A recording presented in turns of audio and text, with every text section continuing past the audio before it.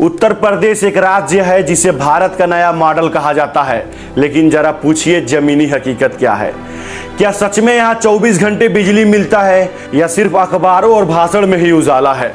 आइए जानते हैं बिजली की हकीकत, गांव और देहात से लेकर शहरों तक की क्या है हालात। उत्तर प्रदेश में 24 घंटे बिजली देने वाला दावा किया जाता है, लेकिन जमीन पर क्या हाल है।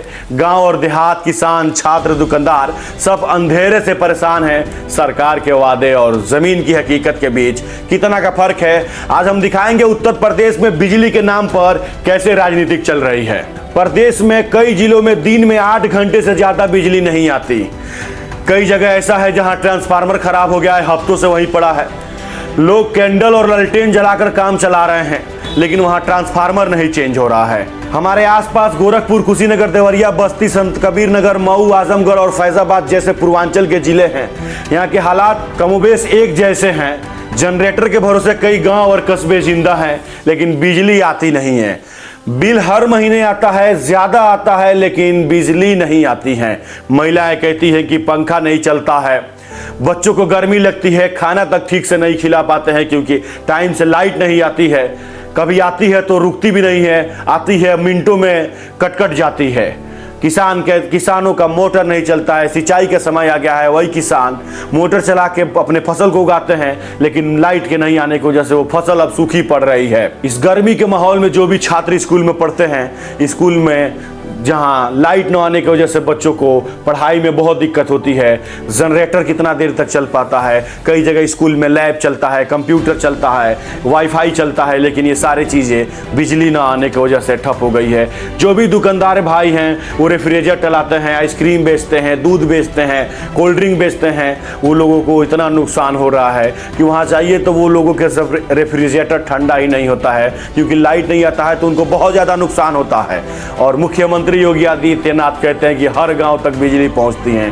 तो असलियत यह है कि गांव के लोगों को खुद ट्रांसफार्मर लेकर प्रदर्शन करने के लिए निकलना पड़ रहा है। सौभाग्य योजना, हर घर बिजली, पावर फॉर ऑल, ये सब पोस्टर और विज्ञापन में चमकते हैं, लेकिन जमीन पर लोगों को अंधेरे से झुलसना पड़ रहा है। बिजली विभाग के हेल्पलाइन नंबर, एप्लीकेशन, पोर्टल पूरी तरीके से फेल हो चुका है। लोग कॉल करते हैं लेकिन कोई रिस्पॉन्स नहीं मिलता है।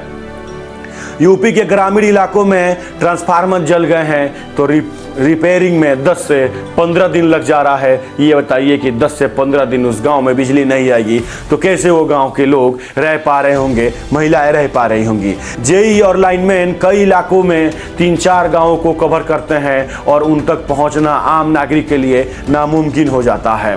कुछ लोग कहते हैं कि खुद बिजली के तार जोड़कर जान जोखिम में डालकर सप्लाई बहाल करने की कोशिश करते हैं। और क्या करें, जब अगर कोई आएगा नहीं, कर्मचारी टाइम से नहीं आएगी, बिजली टाइम से नहीं आएगी, तो खुद अपने हाथों से करना पड़ेगा। किसान के लिए बिजली जीवन रेखा है, लेकिन मौजूदा हालात में बिजली कटौती उन्हें घुटनों पर ला दिया है। बिजली न होने से मोटर नहीं चलता है, ट्यूबवेल बंद है और फसलें सूखी पड़ रही हैं। डीजल से सिंचाई महंगी पड़ रही है किसानों को, ऊपर से बिजली बिल की वसूली का दबाव, ऐसे में किसान आत्महत्या के कगार पे आ जा रहा है।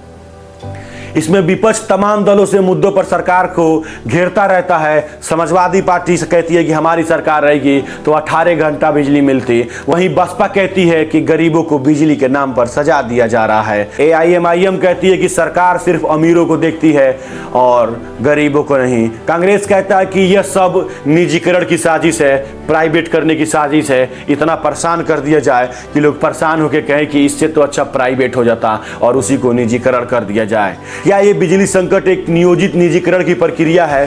क्या सरकार निजी बिजली कंपनियों को फायदा पहुंचाने के लिए जानबूझकर आपूर्ति घटा रही है? जहां सरकार नाकाम रही वहां जनता ने खुद समाधान निकालने की कोशिश किया।